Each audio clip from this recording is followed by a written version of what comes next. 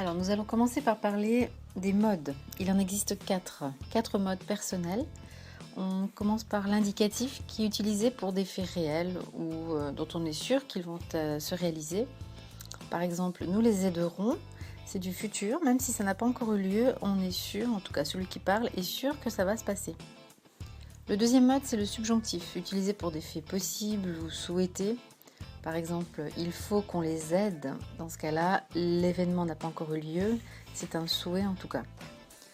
Troisième mode, l'impératif, utilisé pour les ordres, les interdictions ou les conseils. Par exemple, aidez-les. Bien sûr, là c'est un ordre.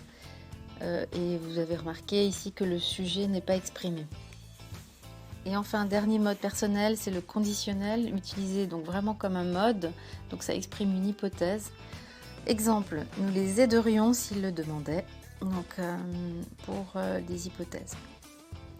Il existe à côté de cela trois modes impersonnels. L'infinitif, qui est utilisé dans certaines constructions, donc exemple, prendre, c'est l'infinitif présent, mais il existe aussi l'infinitif passé, avoir pris.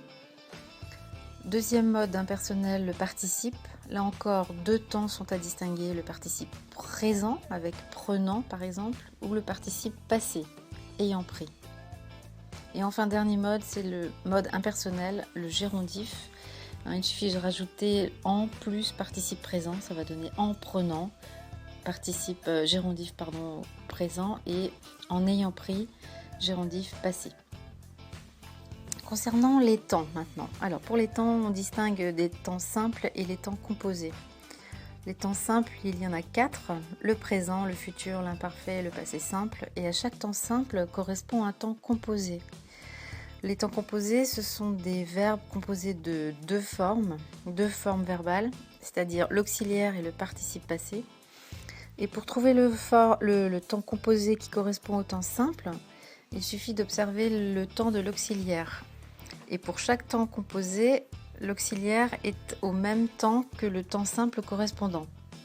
Par exemple, au présent correspond le passé composé, tout simplement parce que j'ai appelé, par exemple, l'auxiliaire est au présent.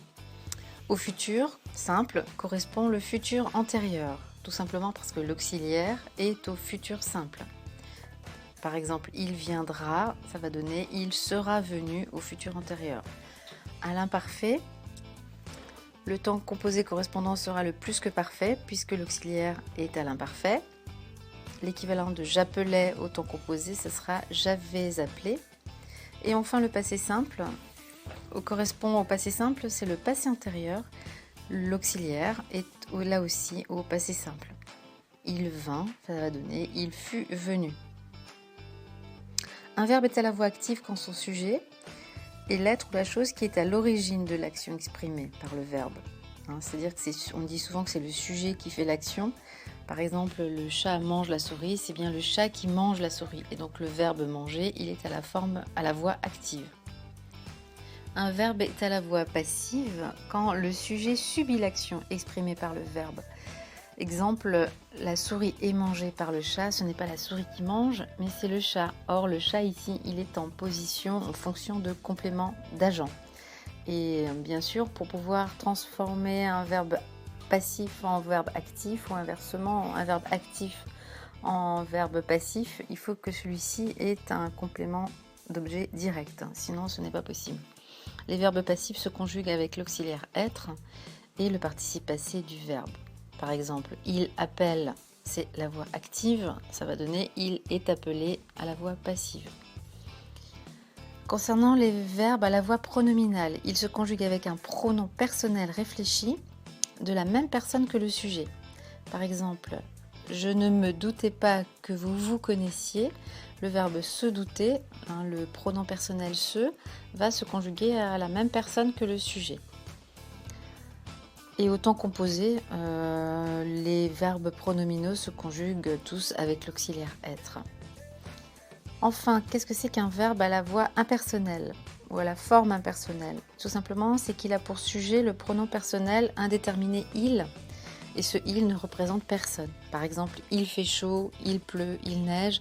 Le il ne représente pas une personne physique, et donc c'est pour ça qu'on dit que c'est un verbe impersonnel. created using Powtoon.